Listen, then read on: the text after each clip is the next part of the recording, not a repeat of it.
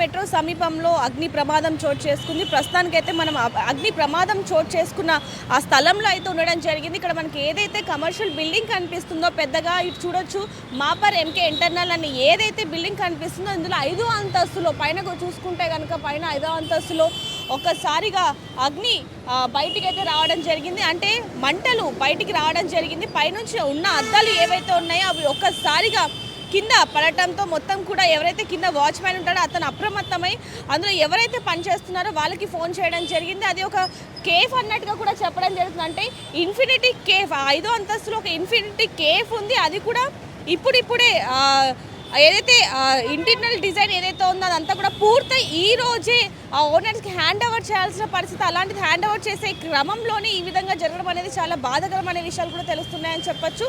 అదేవిధంగా చూసుకుంటే కనుక పొద్దున 5 గంటలకి ఎవరైతే ఇప్పుడు పోలీసులకి ఇన్ఫర్మేషన్ అందడంతో పోలీసులు అగ్నిమాపక సిబ్బందిని అయితే ఇక్కడ పిలిపించడం జరిగింది. వెంటనే క్షణాల్లోనే మంటలు ఆర్పిన పరిస్థితి అని చెప్పొచ్చు. ఒకవైపు నుంచి చూడొచ్చు ఎలాంటి పరిస్థితి నెలకొడింది అనేది కూడా చూస్తున్నాం. ఏదైనప్పటికీ కొన్ని లక్షల్లోనే నష్టం జరిగినట్టుగా కూడా తెలుస్తుంది. కేవలం ఈ అగ్ని ప్రమాదం చోటు చేసుకోవడానికి గల కారణం కూడా షార్ట్ సర్క్యూట్ అవ్వడం వల్లనే అగ్ని ప్రమాదం చోటు చేసుకుంది అన్నట్టుగా కూడా తెలుస్తున్న పరిస్థితి అని చెప్పొచ్చు. ఏదైనప్పటికీ ఇలా అంటే ఇటీవల కాలంలో ఎక్కువగా అగ్ని ప్రమాదాలు అనేవి చోటు చేసుకున్నాయి. దానికి గల కారణం కేవలం షార్ట్ సర్క్యూటే అంటూ కూడా అధికారులు చెప్పడం జరుగుతుంది. ఏదైనప్పటికీ అంటే మంటలు ఎక్కువగా వ్యాపించకుండానే అతి తొందరగానే మంటలు ఆర్పేసిన పరిస్థితి అంటూ కూడా అధికారులు చెప్పడం జరుగుతుంది. కేవలం ఇదంతా కూడా కేవలం షార్ట్ సర్క్యూట్ వల్లనే అంటూ కూడా అధికారులు చెప్తున్న పరిస్థితి అని చెప్పొచ్చు. ఏదైనప్పటికీ అగ్ని ప్రమాదాలు ఎక్కువగా జరుగుతున్నాయి కాబట్టి ఏదైనా సరే జాగ్రత్తగా ఉండాలంటూ కూడా అధికారులు సూచించడం జరుగుతుంది. మరిన్ని వివరాల కోసం చూస్తూనే ఉండండి RTV. కెమెరామ్యాన్ విజయ్తో రిపోర్టర్ దేవిక, హైదరాబాద్. మరిన్ని వీడియోస్ కోసం ఛానల్ ని సబ్స్క్రైబ్ చేయండి. లేటెస్ట్ అప్డేట్స్ కోసం వాట్సాప్ ఛానల్ ని ఫాలో అవ్వండి. ఆ